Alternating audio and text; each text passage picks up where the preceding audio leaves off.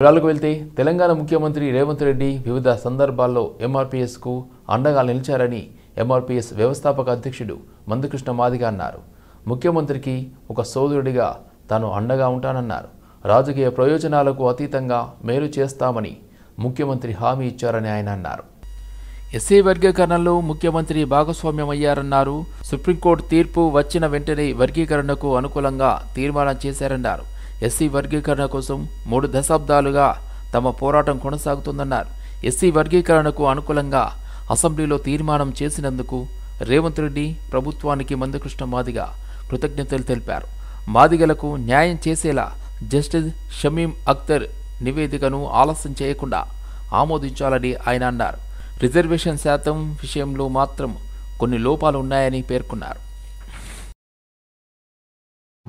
SC రిజర్వేషన్ల వర్గీకరణ ప్రక్రియను ముందుకు తీసుకెళ్లే దిశగా ఒక అడుగు ముందుకేసినందుకు ధన్యవాదాలు చెప్తూనే ఇందులో జరిగిన కొన్ని లోటుపాట్లను సరిచేసే విధంగా ముందుకు వస్తాడని చెప్పి మేము ఆశిస్తున్నాం. ఇప్పుడు ముఖ్యమంత్రి గారికి వినతిపత్రం ఇచ్చాం. ఆ వినతిపత్రాన్ని టోటల్ సారాంశాన్ని ప్రెస్కు ఎలక్ట్రానిక్ మీడియా కూడా మేము వెంటనే అందుబాటులో పెడతాం. మేము ఏమేమి మాట్లాడినాం, ఏ చిన్న చిన్న లోపాలు ఉన్నాయనే విషయం చెప్పడం కూడా లిఖితపూర్వకంగానే అందిస్తాం. ఇప్పుడు గౌరవ సబ్ కమిటీ మంత్రివర్గ ఉపసంఘానికి సంబంధించిన సబ్ కమిటీ చైర్మన్ సోదరులు ఉత్తమ్ కుమార్ రెడ్డి గారి దృష్టికి కూడా వర్గీకరణకు ముందుకెళ్తున్నందుకు మేము అభినందించడానికి వెళుతున్నాం. కానీ చిన్న చిన్న లోపాలు ఏవైతున్నాయో అది పర్సెంటేజ్ను కులాలను ఎక్కడెక్కడ చేర్చాలనే విషయంలోనూ 3 గ్రూపులు కాకుండా 4 గ్రూపులు చేయాలనే విషయంలోనూ సబ్ కమిటీ చైర్మన్ కూడా వినతిపత్రం ఇవ్వబోతున్నాం. తప్పకుండా మా విజ్ఞప్తులను న్యాయబద్ధమైన ఈ విజ్ఞప్తులను పరిశీలించి తగు న్యాయం చేస్తారని ఆశిస్తున్నాం. అదే సమయంలో ముఖ్యమంత్రి దృష్టికి ఈ వర్గీకరణ ప్రక్రియలో ముందుకు సాగుతున్న చిన్న చిన్న లోపాలను సరిచేయాలనే ప్రయత్నం చేస్తూనే చేవెళ్ళ డిక్లరేషన్లో టోటల్గా ఉమ్మడి ఎస్సీ రిజర్వేషన్లను చేవెళ్ళ డిక్లరేషన్లో కాంగ్రెస్ పార్టీ ఎన్నికల మేనిఫెస్టో రిలీజ్ చేస్తున్న సమయంలో ఎస్సీ ఎస్టీలకు సంబంధించిన సభలో చేవెళ్ళ డిక్లరేషన్లో 15% నుంచి ఎస్సీలకు 18% చేస్తామనే హామీ ఏదైతున్నదో దాన్ని కూడా వర్గీకరణ ప్రక్రియను చేస్తూనే ఏదైతే ఇంకా అదనంగా 3% రిజర్వేషన్లు పెంచుతామనే హామీ ఉన్నదో దాన్ని కూడా వెంటనే అమలు చేసే విధంగా నిర్ణయాలు తీసుకోవాలని కూడా కోరడం జరిగింది. అప్పుడు ఆ 3% రిజర్వేషన్లప్పుడు కూడా ఎవరికి ఎంత రావాలో వాటికి అందులో పంచే విధంగా చూడాలని కూడా కోరడం జరిగింది. రామరాజ్యం పేర అరాచకాలు సాగిస్తే సహించేది లేదని మంత్రి శ్రీధర్ బాబు వార్నింగ్ ఇచ్చారు. చిలుకూరు బాలాజీ ప్రధాన అర్చకుడు రంగరాజన్పై దాడి అమానవీయ చర్యగా తీవ్రంగా ఖండిస్తున్నామని అన్నారు. చిలుకూరు బాలాజీ ప్రధాన అర్చకుడు రంగరాజన్ను జిల్లా ఇన్ఛార్జ్ మంత్రి శ్రీధర్ బాబు, ప్రభుత్వ చీఫ్ విప్ డాక్టర్ పట్నం మహేందర్ రెడ్డి, ఎమ్మెల్యే కాల యాదయ్య, సీనియర్ కాంగ్రెస్ నాయకుడు వి హనుమంతరావు పరామర్శించారు. సౌందర్యరాజన్ను కలిసి ఆరోగ్య పరిస్థితిపై శ్రీధర్ బాబు, మహేందర్ రెడ్డి ఆరా తీశారు. చిలుకూరు బాలాజీ దేవాలయం వద్ద భద్రత పెంచాలని పోలీసులను ఆదేశించారు. రాముని పేరుపై దాడులు చేస్తే సహించేది లేదని హెచ్చరించారు.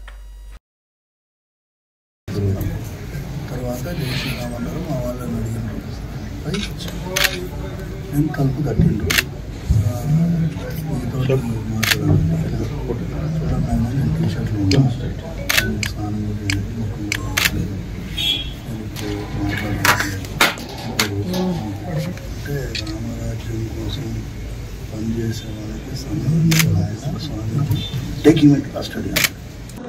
చిలుకూరు బాలాజీ ఆలయానికి సంబంధించిన ప్రధాన అర్చకులు సౌందర్యరాజన్ వారిపై జరిగిన దాడిని రంగరాజన్ గారి పైన జరిగిన దాడిని ప్రభుత్వం తీవ్రంగా ఖండిస్తూ ఉంది. రామరాజ్యం పేరిట ఎవరైనా హింసాత్మకమైన ఘటనలు చేసినా ప్రభుత్వం చూస్తూ ఊరుకునేది లేదు, ఉపేక్షించేది కూడా లేదు. ఈరోజు దాడులు చేసిన వారిపై కఠినంగా ప్రభుత్వం వ్యవహారం చేస్తుంది. నిన్న కూడా జరిగిన సంఘటనకు సంబంధించిన సమాచారాన్ని పూర్తి స్థాయిలో ఒక పక్షాన వెనువెంటనే ఆ నిందితులను అరెస్ట్ చేస్తూ స్థానిక పోలీస్ యంత్రాంగం అంతా కూడా అప్రమత్తమై ఈ సంఘటన వెనుక కారణాలేంది,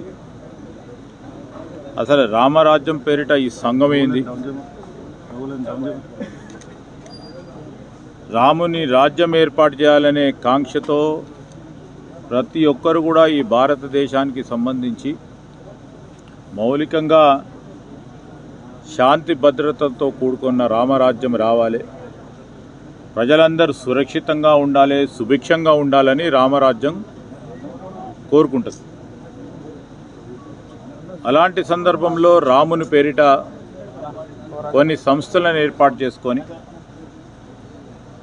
వ్యక్తిగతంగా మరి మతానికి సంబంధించిన అంశం విషయంలో దాన్ని బేస్ చేసుకొని ముందుకు పోవాలనే ఇట్లాంటి సంస్థలను తప్పకుండా యావత్ సమాజం అంతా కూడా ఖండించాల్సిన అవసరం ఉంటుంది. రాజన్న సిరిసిల్ల జిల్లా ముస్తాబాద్ మండలంలో ఒక రైతుకు వచ్చిన రైతు భరోసాపై బీఆర్ఎస్ నాయకుడు హరీష్ రావు చేసిన ట్వీట్కు ప్రభుత్వ విప్ ఆది శ్రీనివాస్ కౌంటర్ ఇచ్చారు. అబద్ధాలు ఆడడంలో హరీష్ రావును మించిన వారు లేరని మండిపడ్డారు. ప్రభుత్వం చేస్తున్న మంచి పనులను చూస్తూ ఓర్వలేక ప్రభుత్వంపై 3 నెలల నుండి విమర్శలు చేస్తున్నారని అన్నారు.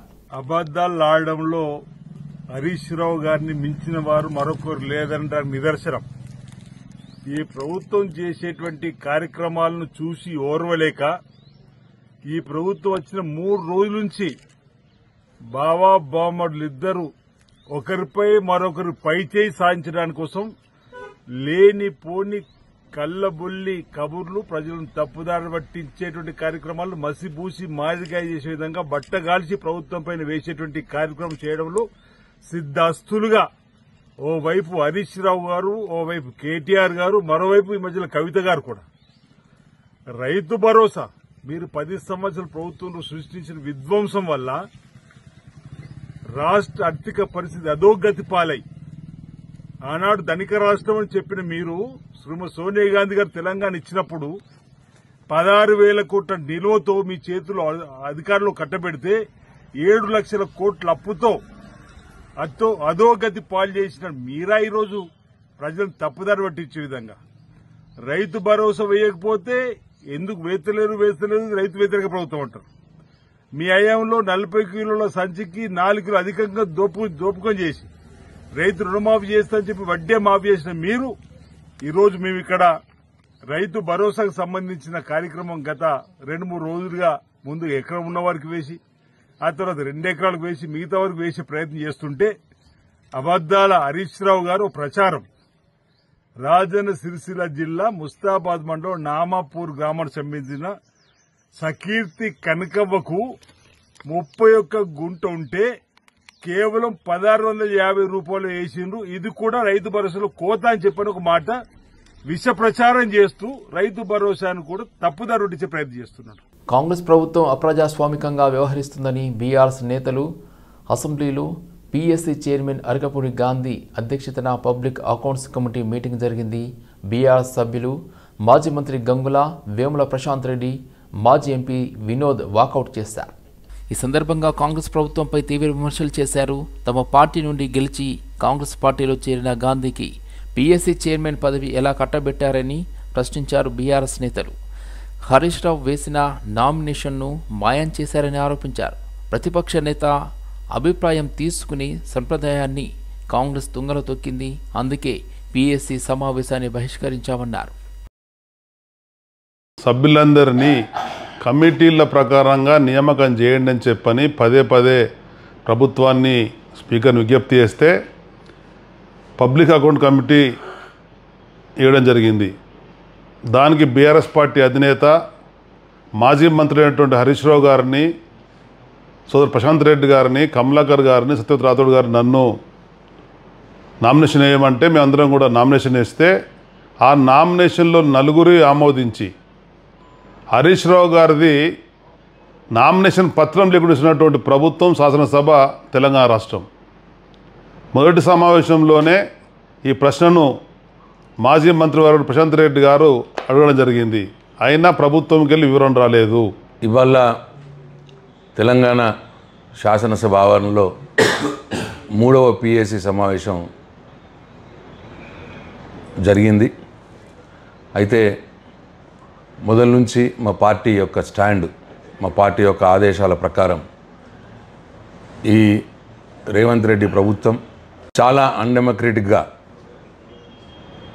మరి పిఏసీ చైర్మన్ని నియమించినారు. మా పార్టీ నుంచి బీఆర్ఎస్ పార్టీ నుంచి కాంగ్రెస్ పార్టీలోకి మారినటువంటి గాంధీ గారిని పిఏసీ చైర్మన్గా చేసినారు. హరీష్ రావు గారు వేసినటువంటి నామినేషన్ని మాయం చేసినారు.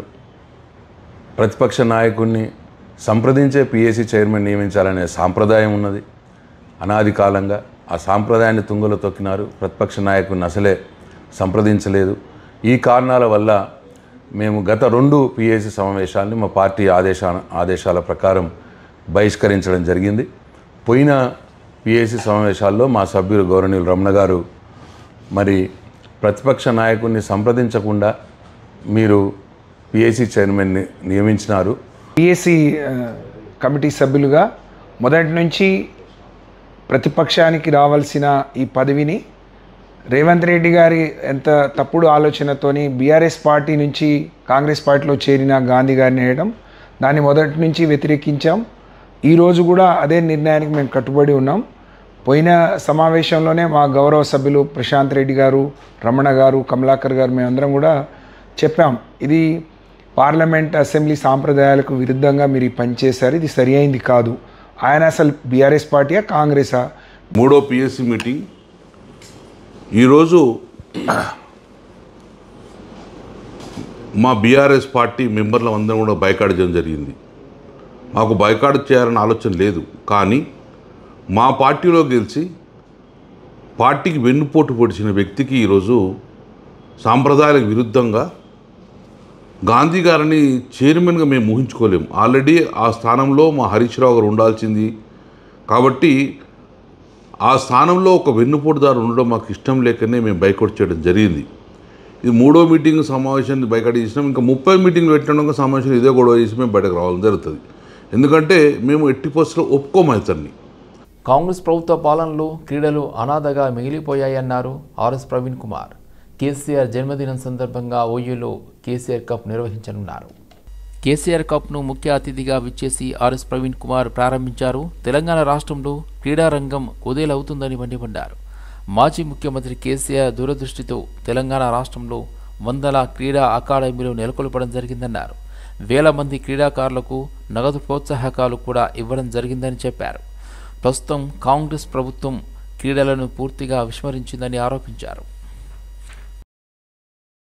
తెలంగాణ కళ నిజం చేసిన పోరాట యోధులు పెద్దలు గౌరవనీయులు మరి కల్వకుంట్ల చంద్రశేఖరరావు గారి జన్మదిన సందర్భంగా ఈరోజు భారత రాష్ట్ర సమితి విద్యార్థి విభాగం మరి కేటీఆర్ గారి మార్గదర్శనం మేరకు ఇక్కడ ఉస్మానియా క్యాంపస్లో ఒక గొప్ప క్రికెట్ టోర్నమెంట్ను పెట్టడం జరిగింది. మరి దాన్ని ఇనాగరేట్ చేసే అవకాశం నాకు వచ్చింది. మరి ఈరోజు కాంగ్రెస్ ప్రభుత్వం ఆనాడు కేసీఆర్ గారు క్రీడల పట్ల ఎంత ప్రేమ వాత్సల్యం, ఒక గొప్ప దూరదృష్టితో మరి గొప్పగా ప్రోత్సాహకాలు అందించారు. వారు హయాంలో 100 క్రీడా అకాడమీలు పెట్టడం జరిగింది. అదేవిధంగా వేల మంది క్రీడాకారులకు నగదు పారితోషికాలు కూడా ఇవ్వడం జరిగింది. తెలంగాణ రాష్ట్రం రకరకాల క్రీడల్లో చాలా చాలా గొప్పగా రాణించింది, జాతీయ స్థాయిలో కానీ అంతర్జాతీయ స్థాయిలో కానీ. నిజంగా కాళ్లకు చెప్పులు వేసుకోలేని కుటుంబాలు, కూలీ కుటుంబాల్లో పుట్టిన బిడ్డలు అత్యంత ప్రతిభా పాఠవాలు కనబరిచి మరి ప్యారిస్ యూత్ గేమ్స్లో అదేవిధంగా ఏషియన్ గేమ్స్లో కూడా పోయి తెలంగాణ రాష్ట్రం కోసం, భారతదేశం కోసం పథకాలు తీసుకొచ్చిన ఆనాటి తెలంగాణ ఈరోజు కాంగ్రెస్ దుష్ట పాలనలో పూర్తిగా అనాథగా మిగిలిపోయింది. క్రీడారంగం అయితే కుదేలైపోయింది. ఈరోజు పాఠశాలల్లో క్రీడా మైదానాలు సరిగా లేవు. అదేవిధంగా క్రీడలకు ఎలాంటి ప్రోత్సాహకాలు లేవు, క్రీడాకారులకు ఎలాంటి ప్రోత్సాహకాలు లేవు. కేవలం ఒకరిద్దరికేవో డిఎస్పీ ఉద్యోగాలు ఇచ్చి లేకపోతే 1 లక్ష రూపాయలు, 1 కోటి రూపాయలు ఇచ్చి చేతులు దులుపుకుంటుంది తప్ప తెలంగాణలో క్రీడారంగాన్ని అభివృద్ధి చేయాల్సిన బాధ్యత అనేది పూర్తిగా కాంగ్రెస్ పార్టీ మర్చిపోయింది. మరి ఈరోజు క్రీడారంగం పూర్తిగా కుదేలైనందువల్ల విద్యార్థుల లోపల బలవన్ మరణాలు ఎక్కువైపోతూ ఉన్నాయి. స్థానిక సంస్థల వేళ తెలంగాణలో ఆసక్తికర పరిణామం చోటు చేసుకుంది. మాజీ ఎంపీ సీతారాం నాయక్ బీజేపీ ఎస్టీ మోర్చా రాష్ట్ర అధ్యక్షుడు డాక్టర్ కళ్యాణ్ నాయక్ నేతృత్వంలో ఇద్దరు కాంగ్రెస్ నాయకులు బీజేపీ తీర్థం పుచ్చుకున్నారు. వారికి పార్టీ జాతీయ ఉపాధ్యక్షురాలు ఎంపీ డీకే అరుణ ఢిల్లీలోని తన నివాసంలో పార్టీ కండువా కప్పి బీజేపీలోకి ఆహ్వానించారు. బీజేపీలో చేరిన వారిలో సేవాలాల్ సేన రాష్ట్ర అధ్యక్షుడు సభావత్ శ్రీనివాస్ నాయక్, మహబూబ్ నగర్ ఎంపీ అభ్యర్థి సభావత్ విజయ ఉన్నారు. కష్టపడి పనిచేస్తే తప్పక గుర్తింపు ఉంటుందని ఈ సందర్భంగా ఎంపీ డీకే అరుణ అన్నారు. మల్కాజ్గిరి సర్కిల్ కార్యాలయంలో ప్రజావాణి కార్యక్రమం నిర్వహించారు. ఈ సందర్భంగా ఇంజనీరింగ్ పనుల్లో సిబ్బంది యొక్క నిర్లక్ష్యంపై కార్పొరేటర్ శ్రవణ్ అధికారులను నిలదీశారు. అధికారులు పనులు జరిగే ప్రదేశాన్ని ఎప్పటికప్పుడు సమీక్షించాలని కార్పొరేటర్ శ్రవణ్ డిమాండ్ చేశారు. చెరువులలో గుర్రపు డెక్క పెరుగుతున్నప్పటికీ సొంతంగా అధికారులు ఎందుకు చర్యలు తీసుకోవడం లేదని, ఆనంద్బాగ్ చౌరస్తాలో షీ టాయిలెట్స్ సంవత్సరాలుగా తెరబడి ఉన్నాయని, చెత్త దోమలు పేరుకుపోయి రోగాల నిలయంగా మారిందని అన్నారు.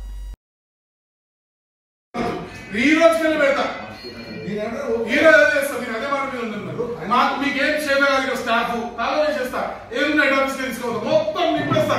నేను ఇదే మాట మల్కాయ ప్రజలతో మొత్తం మున్సిపల్ నుంచి తాళం ఇస్తే నాకు ఇక్కడ చేత కదా కమిషనర్ గారు అంటున్నారు. మీరు చెప్పిన మాట ఇక్కడ ఏ ఆఫీసర్ పనిచేయదు, కమిషనర్ చెప్పినా అదే చేస్తాను.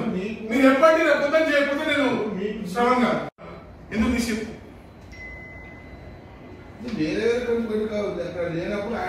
తీసుకోవాలి ఆధారాలు పెట్టిరే సార్. మరి అదే స్టాండర్డ్ మెయింటైన్ చేసుకుంటూ మెయింటైన్ చేయాలి. ఎన్ని కంప్లైంట్ ఇస్తాం సార్ చెప్పండి, ఎన్ని కంప్లైంట్ ఇస్తాం? అదే మెయింటైన్ చేయాలి కదా సార్.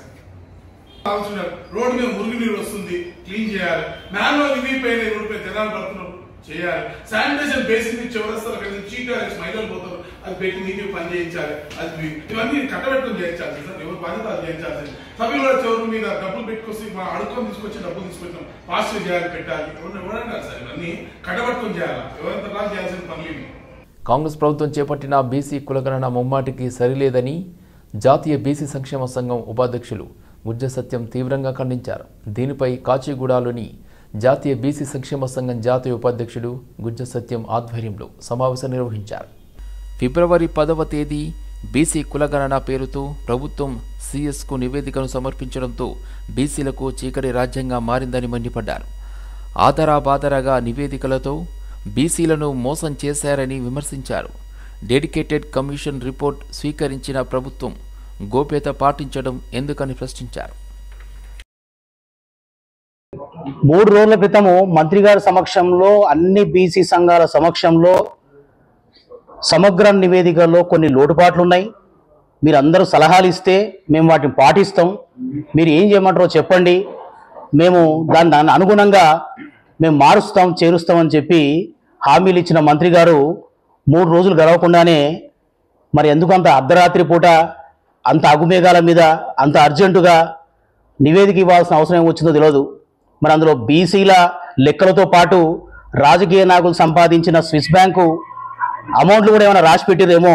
మరి అందుకే అంత అగుమేఘాల మీద ప్రజలకు చెప్పాల్సిన అవసరం లేకుండా, మీడియాకు చెప్పాల్సిన అవసరం లేకుండా 2 కోట్ల జనాభాకు సంబంధించిన ఒక ముఖ్యమైన అంశం గురించి ఒక కమిషను నివేదిక రూపొందిస్తే ఆ నివేదికను మీడియా సమక్షంలో ముఖ్యమంత్రి గారు ఇతర మంత్రులు ఒక సమావేశాన్ని ఏర్పాటు చేసి అందులో ఉన్న అన్ని వివరాలు గత అసెంబ్లీలో టూకీగా ఏ జనాభా ఏ కులానికి ఎంత ఉందని టూకీగా ఒక క్లుప్తమైన అంకెలు మాత్రమే బయటకు వచ్చినాయి. మేము ఆ రోజే ప్రభుత్వాన్ని అడిగాం, మండలాల వారీగా, జిల్లాల వారీగా, గ్రామాల వారీగా ఈ రాష్ట్రంలో ఉన్న బీసీల జనాభా కులాల వారీగా స్పష్టంగా ప్రకటించండి, మరిన్ని వివరాలు ఇవ్వండి అని చెప్పేసి. అవన్నీ ఏవీ లేకుండా, ఏ వివరాలు ఎవరికి చెప్పకుండా అగుమేఘాల మీద నివేదిక ఇచ్చి అంతలోనే వారంలోనే షెడ్యూల్, వారంలోనే స్థానిక సంస్థల ఎలక్షన్లు, ఆ స్థానిక సంస్థల ఎలక్షన్లకు కూడా మేము 6 విభాగాలుగా 6 జోన్లుగా రిజర్వేషన్లు విడదీస్తున్నాం. ఆ జోన్ల ప్రకారం గ్రామాలకు వేరుగా ఉంటాయి రిజర్వేషన్లు, జిల్లాలకు వేరుగా ఉంటాయి, మండలాలకు వేరుగా ఉంటాయి, రాష్ట్ర వ్యాప్తంగా ఇంకో రకంగా ఉంటాయి. ఇవన్నీ చెప్పి ఎవరి కొంప ముంచడానికి? ఆల్రెడీ మీరు ఇచ్చిన నివేదికలో 30 నుంచి 40 లక్షల మంది బీసీలను అధికారికంగా చంపేశారు. తెలంగాణ రాష్ట్రంలో ప్రభుత్వం ఏర్పాటై 14 నెలలు గడుస్తున్నా స్థానిక సంస్థల ఎన్నికల నిర్వహణలో ప్రభుత్వం కాలయాపన చేస్తూ క్లిష్టమైన పరీక్షల సమయంలో ఎన్నికలు నిర్వహించడం విడ్డూరమని రాష్ట్ర సర్పంచుల సంఘం అధ్యక్షుడు గూడూరు లక్ష్మీ నరసింహారెడ్డి అన్నారు. హైదరాబాద్లో తెలంగాణ రాష్ట్ర ఎన్నికల సంఘానికి పలు అంశాలపై విజ్ఞప్తి చేశారు. ఈ మేరకు ఎన్నికల సంఘం సంయుక్త కార్యదర్శి జయసింహారెడ్డికి వినతి పత్రం అందజేశారు. విద్యార్థుల భవిష్యత్తుకు తొలి మెట్లైన 10వ తరగతి ఇంటర్ పరీక్షల సమయంలో స్థానిక సంస్థల ఎన్నికలు నిర్వహించవద్దని కోరారు. గ్రామీణ ప్రాంతాల్లో ఎన్నికల నిర్వహణతో విద్యార్థులు విద్యాభ్యాసంపై ఏకాగ్రత కోల్పోతారని, తీవ్ర ఒత్తిడికి లోనయ్యే అవకాశం ఉందన్నారు. పరీక్షలు ముగిసిన తర్వాతనే ఎన్నికలు నిర్వహించాలని అభ్యర్థించారు. రాష్ట్రంలో జరుగుతున్నటువంటి స్థానిక సంస్థల్లో జరుగుతున్నటువంటి ఎన్నికల నిర్వహణకు ఏదైతే కసరత్తు చేస్తున్నారో ఈ కసరత్తు మీద మరి ఎన్నికల సంఘాన్ని కలవడానికి ఇక్కడికి రావడం జరిగింది. ఈరోజు రాష్ట్ర వ్యాప్తంగా ఉన్నటువంటి గ్రామ పంచాయతీలలో ఇంకా కూడా సర్పంచుల యొక్క పెండింగ్ బిల్లులు చెల్లించక సర్పంచులను చాలా ఇబ్బందులకు గురి చేస్తున్నటువంటి ఈ ప్రభుత్వం మరి వారు ఎందుకు మా మీద ఇంత కక్ష బట్టి ఎందుకు మమ్మల్ని ఈ విధంగా ఇబ్బందులు పెడుతున్నారో ఒక్కసారి ఆలోచించాల్సినటువంటి అవసరం ఉన్నది. ఎందుకంటే గ్రామాలు బాగుండాలి, పల్లెలు బాగుండాలి, మేమందరం మాకు అవకాశం ఇచ్చినటువంటి ప్రజల యొక్క ఆశలను మేము వమ్ము చేయకుండా పనిచేయాలని పనిచేస్తే మరి మా బిల్లులు ఇవ్వకుండా మమ్మల్ని రోడ్ల మీదకి తీసుకొచ్చినటువంటి పరిస్థితి ఈరోజు తెలంగాణ ప్రజానీకం మొత్తం చూస్తూ ఉన్నది. అదే క్రమంలో మరి వీళ్ళు కాంగ్రెస్ ప్రభుత్వం అధికారం చేపట్టి ఈరోజు దాదాపుగా 12 నుంచి 13 నెలల కాల వ్యవధి అయినా మరి స్థానిక సంస్థల ఎన్నికలు పెట్టాలంటే మరి గడిచే చాలా రోజుల క్రితమే పెట్టాల్సి ఉండే. మరి సంవత్సరం పైచిలుకు కాలం నుంచి కాలయాపన చేస్తూ సరిగ్గా ఇప్పుడు పరీక్షలు జరిగే సమయంలో ఈ ఎన్నికలు నిర్వహించడం అనేది చాలా ఇబ్బందికరమైనటువంటి విషయం. ఒక్కసారి ప్రభుత్వం ఆలోచన చేయాలి. అదేవిధంగా ఎన్నికల సంఘం కూడా ఆలోచన చేయాలి. గ్రామీణ ప్రాంతాలలో స్థానిక సంస్థల ఎన్నికలు రావడం వలన ఏదైతే ఇంటర్మీడియట్ చదువుతున్నారో విద్యార్థులు, ఏదైతే 10వ తరగతి చదువుతున్నారో విద్యార్థులు, వారి విద్యాభ్యాసం మీద తీవ్రమైనటువంటి ప్రభావం చూపేటువంటి పరిస్థితి ఉంటది. ఎందుకంటే ఇలా గ్రామాలలో ప్రచార కార్యక్రమాల నిర్వహణలో కానివ్వండి, వివిధ రకాలైనటువంటి మాధ్యమాలలో వాళ్ళు ప్రచారం నిర్వహిస్తూ ఉంటారు స్థానిక సంస్థలలో. ప్రతి ఒక్కరూ జాతీయ నూతన విద్యా విధానాన్ని కేంద్ర ప్రభుత్వం నూతనంగా తీసుకొచ్చిన యూజీసీ డ్రాఫ్ట్ను వ్యతిరేకించాలని ఉస్మానియా యూనివర్సిటీ ఏఐఎస్ఎఫ్ నాయకులు డిమాండ్ చేశారు. ఓయూలోని ఆర్ట్స్ కళాశాల వద్ద ఏఐఎస్ఎఫ్ జాతీయ నాయకులతో కలిసి నిరసన వ్యక్తం చేశారు. కేంద్రంలో అధికారంలో ఉన్న బీజేపీ ప్రభుత్వం నూతన జాతీయ విధానం 2020ని కుట్రపూరితంగా తీసుకువచ్చిందని ఆరోపించారు. యూజీసీ అనేది కేంద్ర ప్రభుత్వం చేతిలో కీలుబొమ్మగా మారిందని మండిపడ్డారు. కేంద్రంలో బీజేపీ ప్రభుత్వం మూడోసారి అధికారంలోకి వచ్చాక విద్యను కాషాయీకరణ, ప్రైవేటీకరణ చేస్తుందని ఆరోపించారు. We all know that this country is going through a lot of processes. The one major process is basically the commercialization of education, privatization of education, and the union government through the National Education Policy 2020 has left no stone unturned to privatize the education, to sell the public education, whatever left in this country. The recent guidelines by the UGC, they are basically nothing but it's a reflection of the National Education Policy. The reflection of the policy of concentration, this is a saffronization and commercialization of education. All India Students Federation, from day one, from the initially, we were the first ones to oppose the National Education Policy, and we have been doing so past several years. Education policy of this India, this 21st century education policy has not even been discussed. Modi ji talks about the constitution, he touches the constitution book just like a holy text, but we know that the education policy of this country has not even been discussed in the both houses of the parliament. It has just given nod by the cabinet, and it has been imposed upon the students and the rest of the India. UGC అనేది కేంద్ర ప్రభుత్వం యొక్క కీలుబొమ్మలుగా మారింది. కేంద్రంలో మూడోసారి BJP అధికారంలోకి వచ్చిన తర్వాత విద్యా కాషాయీకరణ, కార్పొరేటీకరణ, వ్యాపారీకరణ చేయడం కోసం బాగా పూనుకున్నట్టుగా కనపడుతున్నది. 2020లో న్యూ ఎడ్యుకేషన్ పాలసీని తీసుకొచ్చి ఈ యొక్క విద్యను కాషాయకరణ చేయాలని చెప్పని అనుకుంటా ఉన్నది. దానిలో భాగంగా 2025లో యూజీసీ ముసాయిదా అని చెప్పని కొత్తగా తీసుకురావడం జరిగింది. దీని ద్వారా విద్యలో ఏదైతే వీసీలు ఉన్నారు, వీసీలు దాదాపుగా 10 సంవత్సరాల విద్యా బోధన కానీ అదేవిధంగా ఏవైతే ఉంటాయో అవన్నీ చేయడం ద్వారానే వీసీలుగా నియామకం జరుగుతుంటది.